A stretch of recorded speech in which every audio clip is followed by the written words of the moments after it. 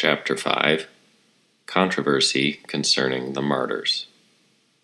With the death of Eulogius, the series of voluntary martyrdoms comes to an end, and it will be convenient at this point to consider the whole question of the relation of the Church to the civil power and how far those confessors who were put to death under the circumstances already related were entitled to the name of martyrs.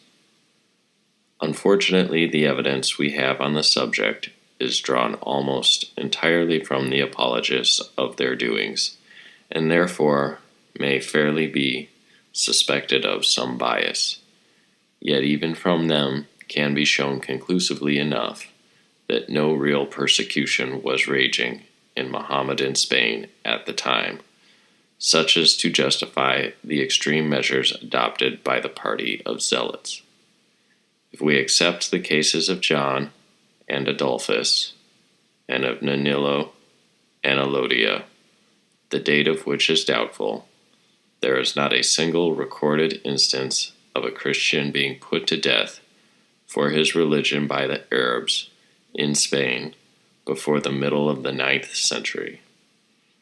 The Muzarabs, as the Christians living under the Arabs were called, enjoyed a remarkable degree of freedom in the exercise of their religion, the services and rites of the Church being conducted as heretofore. In Cordova alone we find mention of the following churches: the Church of St. Aeschylus, a former martyr of Cordova, of St. Zoilus, of the three martyrs, Faustus, Janarius, Martialis, of St. Cyprian, of SS, Genesis, and Eulalia, and of the Virgin Mary. Of the last of these there is an interesting account in an Arab writer who died in 1034. "I once entered at night," he says, "into the principal Christian church. I found it all strewed with green branches of myrtle, and planted with cypress trees. The noise of the thundering bells resounded in my ears. The glare of the innumerable lamps dazzled my eyes.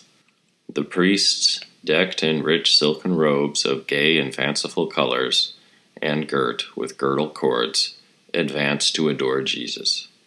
Every one of those present had banished mirth from his countenance, and expelled from his mind all agreeable ideas.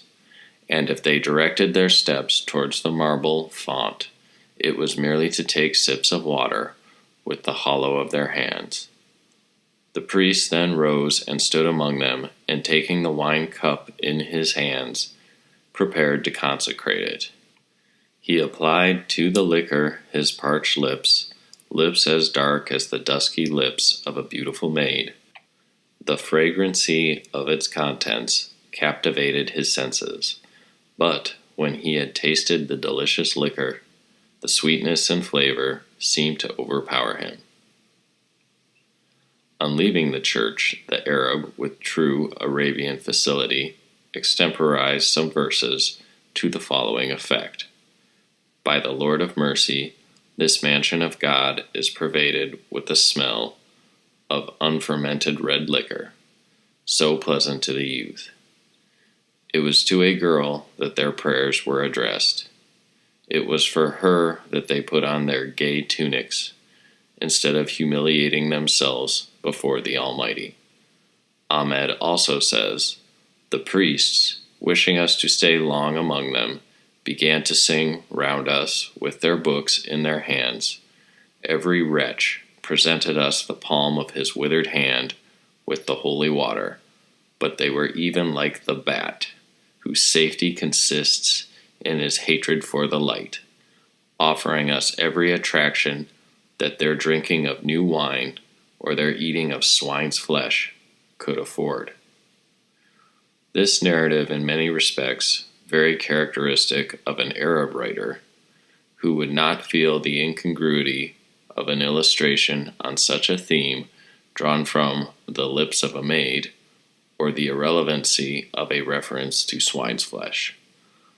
But the account merits attention on other grounds, for it shows how little even the more intelligent Muslims understood the ceremonies of the religion which they had conquered, though they might be pardoned for thinking that the Christians worshipped the Virgin Mary, both because Muhammad himself fell into the same error, and because probably the Roman Church and its adherents had already begun to pay her idolatrous worship.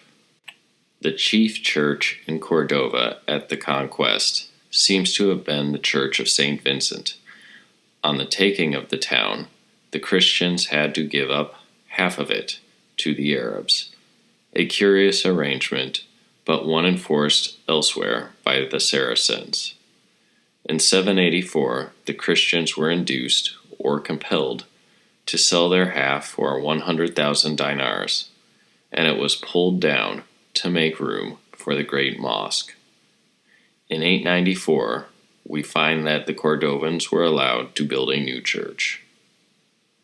Besides these, within the walls there were 10 or 12 monasteries and churches in the immediate neighborhood of Cordova, among them the monastery of St. Christopher, the famous one of Tabanos, suppressed as above mentioned in 854, those of St. Felix at Freneno, of St. Martin at Royana, of the Virgin Mary at Cuclara, of St. Salvator, at Pegnamelar, in the churches of SS Justus and Pastor, and of St. Sebastian.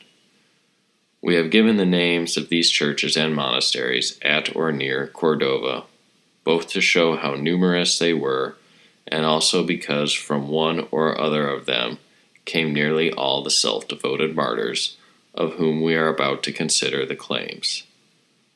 Except in cases like that above mentioned, the Christians were not allowed to build new churches, but considering the diminution in the numbers of the Christians owing to the conquest and the apostasy of a great many, this could not be reckoned a great hardship.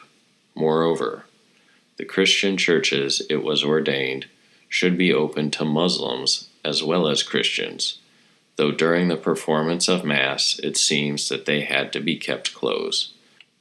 The mosques, however, were never to be polluted by the step of an infidel. The religious ferment, which manifested itself so strongly at Cordova, did not extend to other parts of Spain.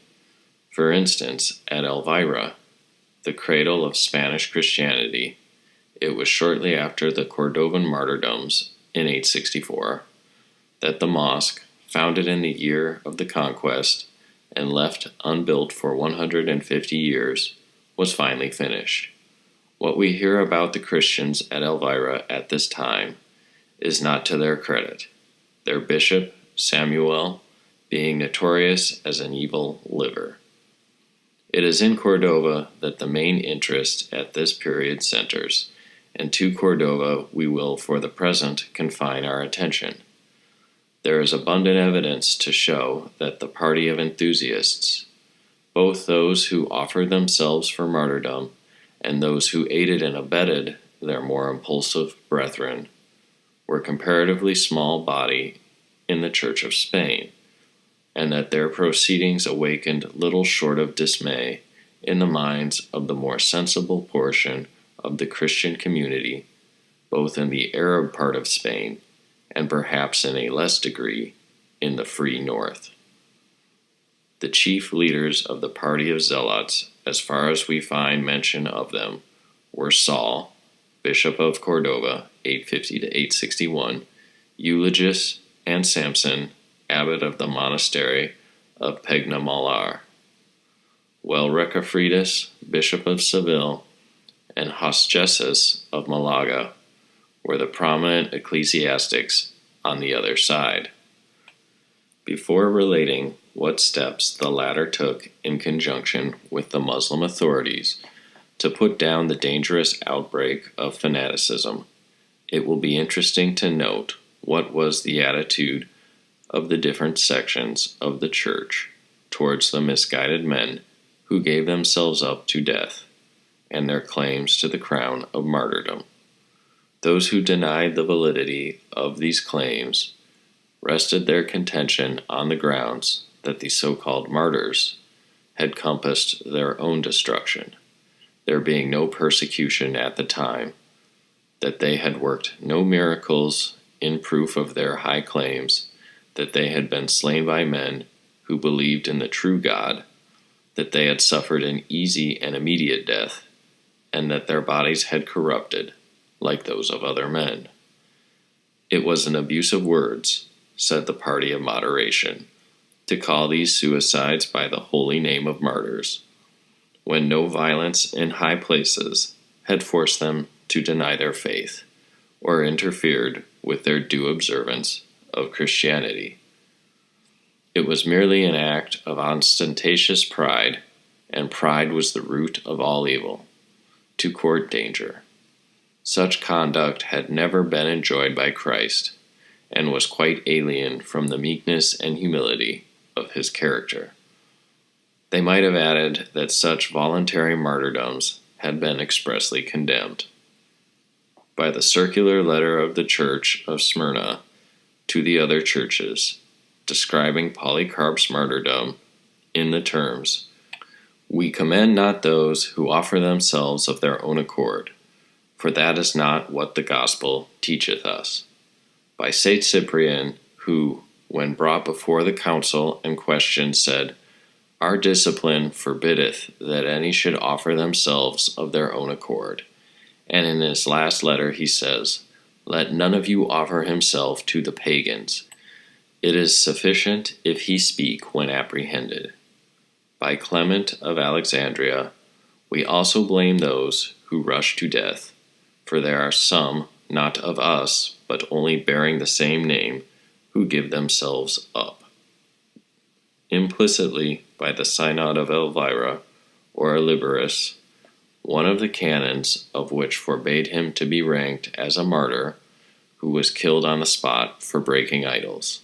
By Mansurius, Bishop of Carthage, who, when consulted on the question of reducing the immense lists of acknowledged martyrs, gave it as his opinion that those should be first excluded who had courted martyrdom. One bishop alone, and he a late one, Benedict XIV of Rome, has ventured to approve what the Church has condemned, nor is this the only instance in which the Roman Church has set aside the decisions of an earlier Christendom. The charges against the Zealots were twofold: that there had been no persecution worthy of the name, such as to justify their doings, and that those doings themselves were contrary to the teachings and spirit of Christianity. The latter part of the charge has already been dealt with, and may be considered sustained. As to the other part, the apologists, it must be confessed, answer with a very uncertain sound. Sometimes, indeed, they deny it point blank, as if, says Eulogius, the destruction of our churches, the insults heaped upon our clergy, the monthly tax which we pay, the perils of a hard life, lived on sufferance are nothing. These insults and affronts are continually referred to. No one, says the same author, can go out or come in amongst us in security. No one pass a knot of Muslims in the street without being treated with insults and contempt. They mock at the marks of our order. They hoot at us, and call us fools and vain. The very children jeer at us, and even throw stones and potsherds at the priests. The sound of the church-going bell never fails to evoke from Muslim hearers the foulest and most blasphemous language. They even deem it a pollution to touch a Christian's garment.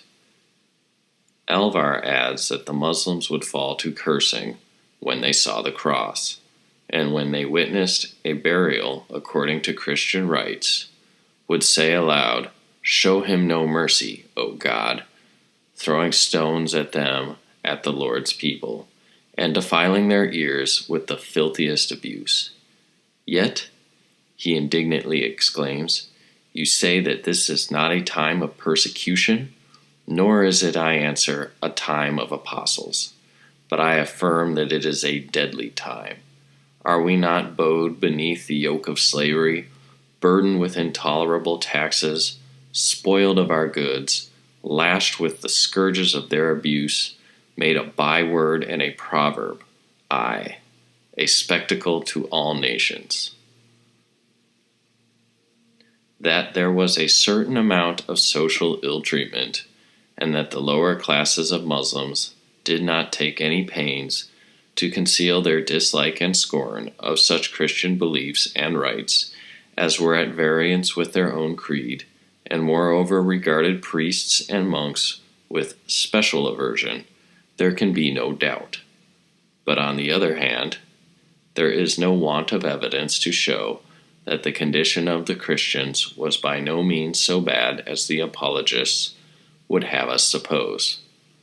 Petty annoyances could not fail to exist anywhere under such circumstances as were actually to be found in Spain at this time, and we may be sure that the Christian priests in particular did not bear themselves with that humility which might have ensured a mitigation of the annoyances.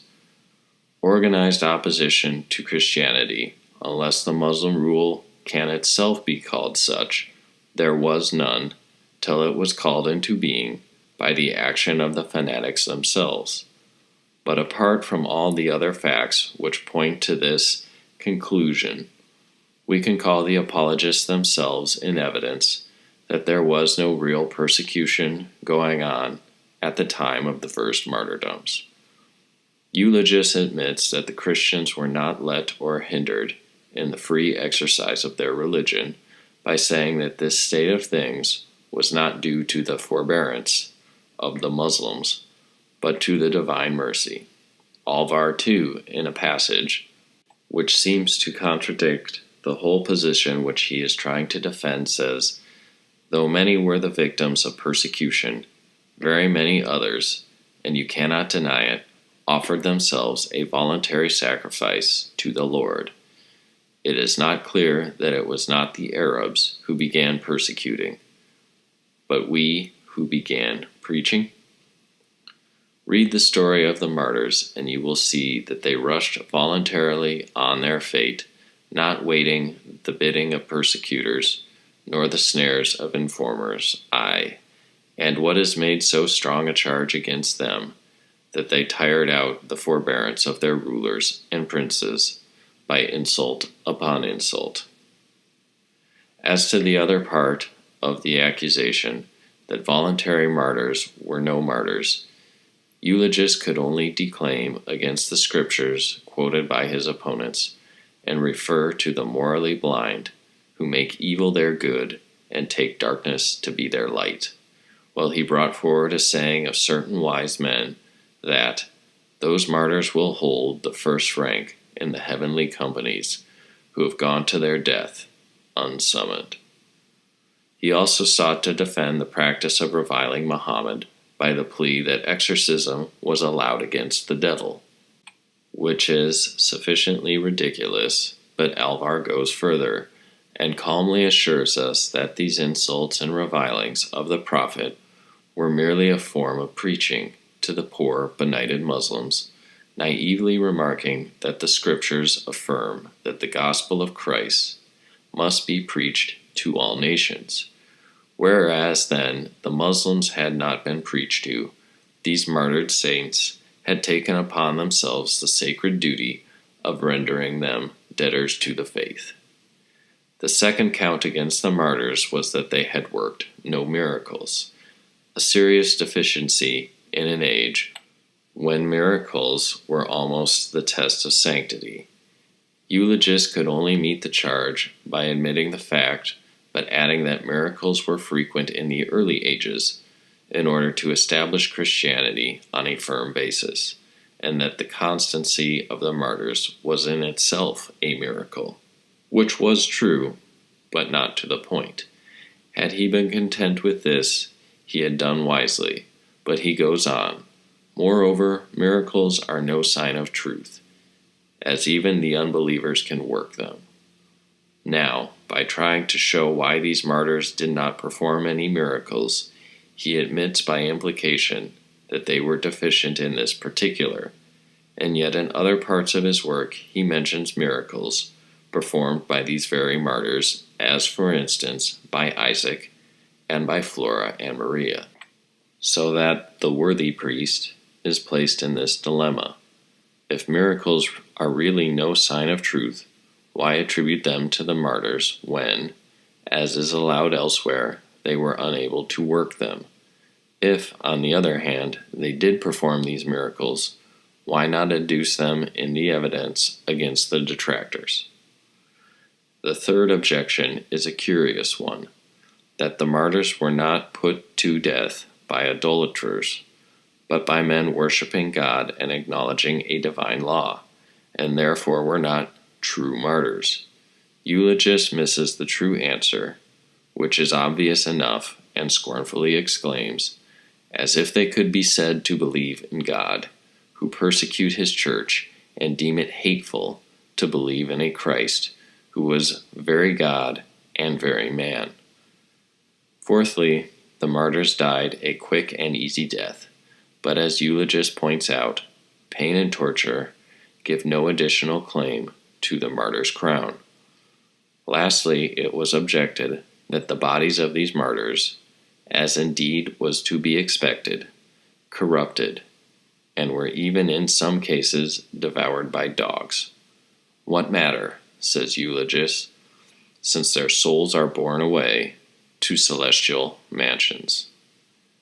But it was not objections brought by fellow Christians, only that Eulogius took upon himself to answer, but also the taunts and scoffs of the Muslims. Why, said they, if your God is the true God, does he not strike terror into the executioners of his saints by some great prodigy? And why do not the martyrs themselves flash forth into miracles while the crowd is round them? You rush upon your own destruction, and yet you work no wonders that might induce us to change our opinion of your creed, thereby doing your own side no good and ours no harm. Yet the constancy of the martyrs affected the Muslims more than they cared to confess, as we may infer from the taunts leveled at the Christians when, in Muhammad's reign, some Christians, from fear of death, even apostatize. Whither, they triumphantly asked, has that bravery of your martyrs vanished? What has become of the rash frenzy with which they courted death?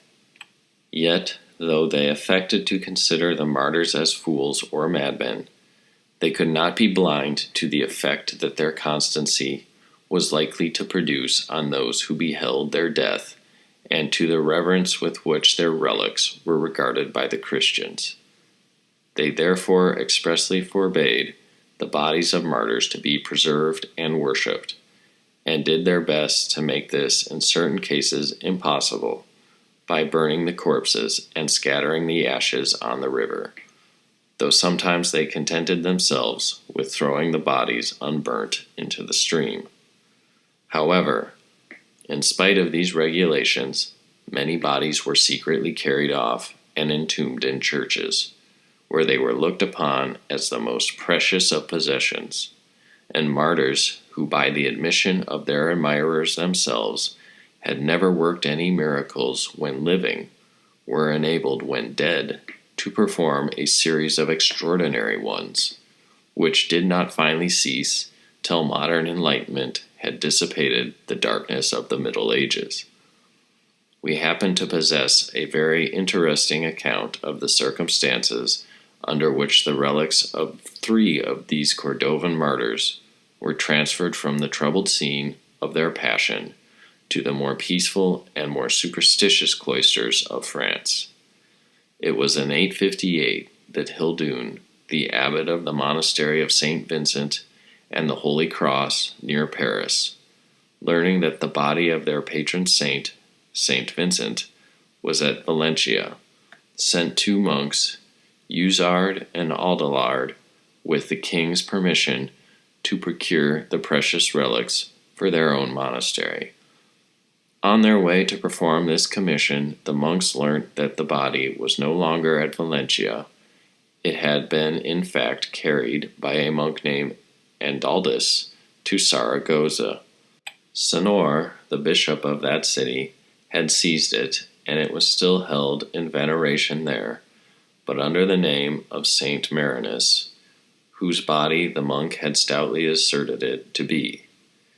Senor apparently doubted the statement and tortured al-Àndalus to get the truth out of him, but in vain, for the monk, knowing that St. Vincent had been deacon of Saragossa, feared that the bishop would never surrender the body if aware of its identity.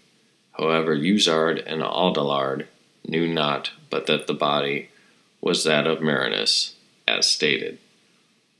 Disappointed, therefore, in their errand, they lingered about at Barcelona, thinking to pick up some other relics, when a friend, holding a high position in that town, Sunifredus by name, mentioned the persecution at Cordova, news of which does not seem to have traveled beyond Spain.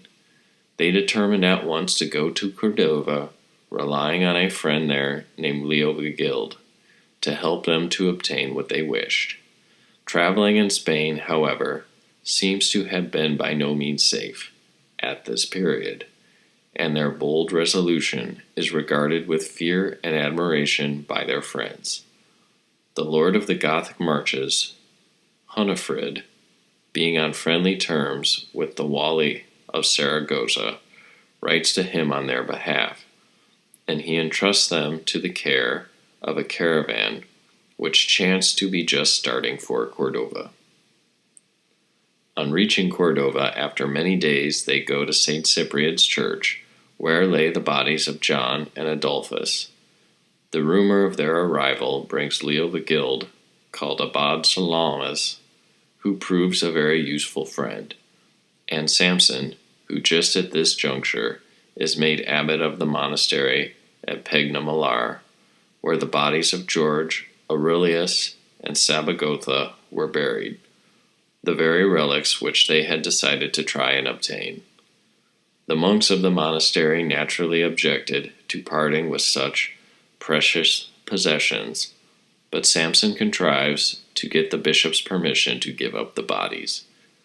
This was all the more opportune as a chance was now given them of returning to Barcelona by joining the expedition which Muhammad I was on the point of making against Toledo.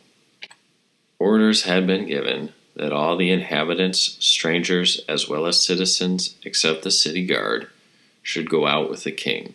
However, the Frankish monks were met by an unexpected difficulty.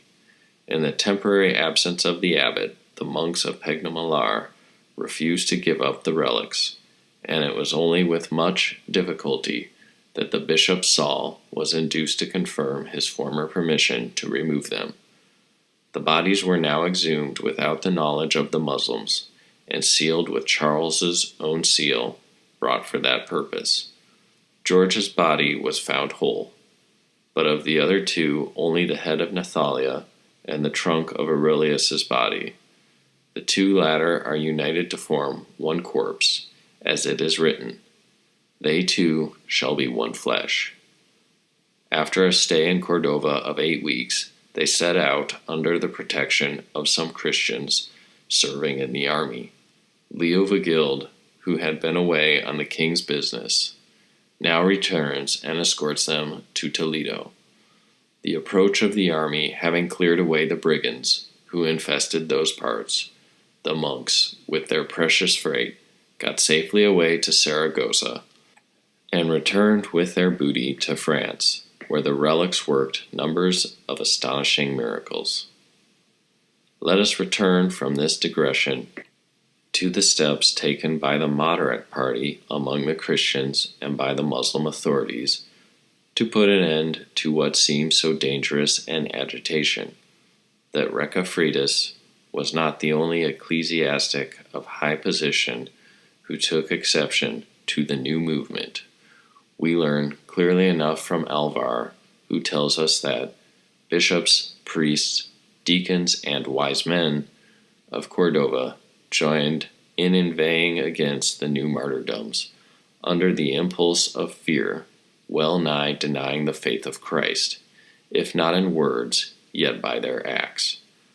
We may therefore conclude that the greater part of the ecclesiastical authorities were heart and soul with the Bishop of Seville, while the party led by Eulogius and Saul was a comparatively small one.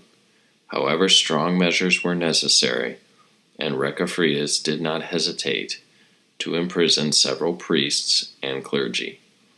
Eulogius complains that the churches were deprived of their ministers, and the customary church rites were in abeyance, while a spider wove her web in the deserted aisles, tenanted only by a dreadful silence. In this passage, the writer doubtless gives reins to his imagination, yet there must have been a certain amount of truth in the main assertion, for he repeats it again and again. The evidence of Alvar is to the same effect. Have not those who seem to be columns of the church, the very rocks on which it is founded, who were deemed the elect of God, have they not, I say, in the presence of these cynics, or rather these Epicureans, under no compulsion but of their own free will, spoken evil of the martyrs of God? Have not the shepherds of Christ, the teachers of the church, bishops, abbots, priests, the chiefs of our hierarchy, and its mighty men, publicly denounced the martyrs of our church as heretics? Not content with imprisoning the fanatics, the party of order forced them to swear that they would not snatch at the martyr's palm by speaking evil of the prophet. Those who disobeyed were threatened with unheard-of penalties, with loss of limbs and merciless scourgings. This last statement must be taken with reservation, at least, if put into the mouth of the Christian party under Reconquistas.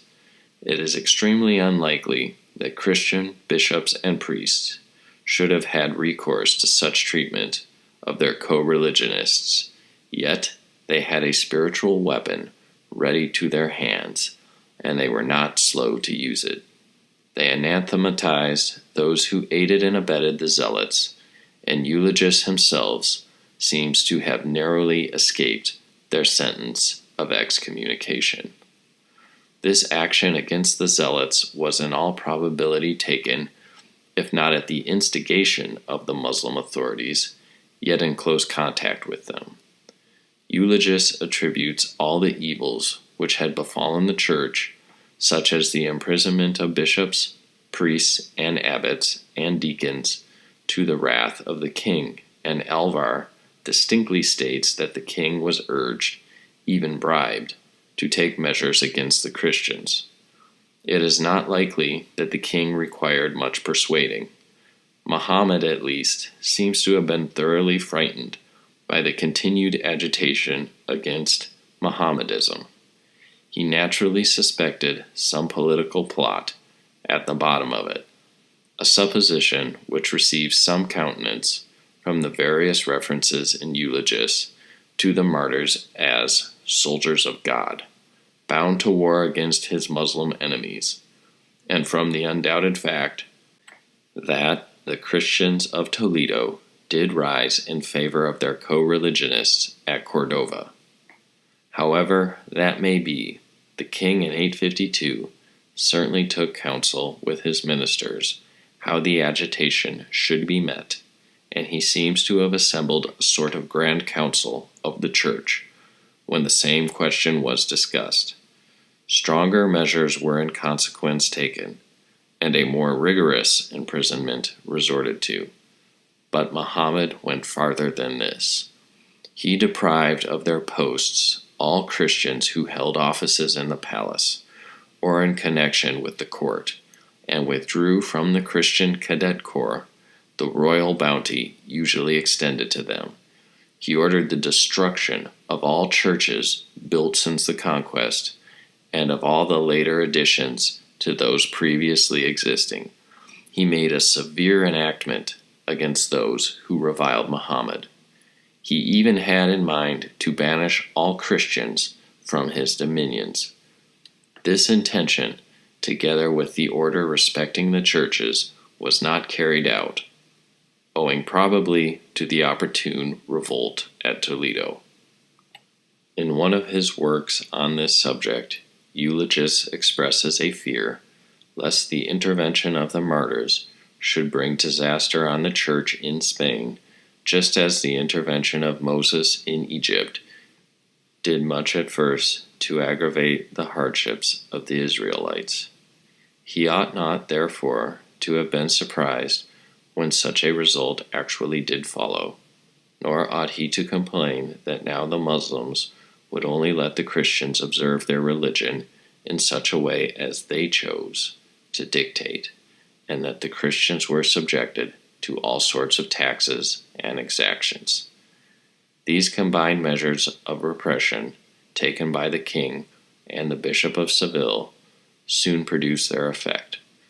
The extreme party were broken up, some escaping to quieter regions, others hiding, and only venturing abroad in disguise and at night, not, as Eulogius is careful to add, from fear of death, but because the high prize of martyrdom is not reserved for the unworthy many, but for the worthy few. Some even apostatized, while many of those who had applauded the proceedings of the martyrs now called them indiscreet and blamed them for indulging in a selfish desire to desert the suffering church for an early mansion in the skies. Others, in order to retain posts under the government or to court favor with the king, dissembled their religion, taking care not to pray or make the sign of the cross in public. Eulogius himself was singled out at the meeting of the king's council by one of the royal secretaries, Gomez, son of Antonian, son of Julian, as the ringleader of the new seditious movement. This man was a very worldly-minded Christian, and was no doubt at this time in fear of losing his lucrative office at court, which he had obtained by his remarkable knowledge of Arabic. He did in fact lose his post with all the other Christian officers of the court, but regained it by becoming a Muslim. And such was the ardor of the new proselyte that he was called the Dove of the Mosque. The result of this council was, as we have seen, hostile to the party of which Eulogius and Saul were the chiefs, but the former writer, mentioning the actual decree that was passed, pretends that it was merely a blind to deceive the king, and spoken figuratively, and he acknowledges that such hypocrisy was unworthy of the prelates and officers assembled. Is it not more reasonable to suppose that Eulogius and his supporters voted for it, as they seem to have done, with a mental reservation, while their opponents honestly considered such a step necessary?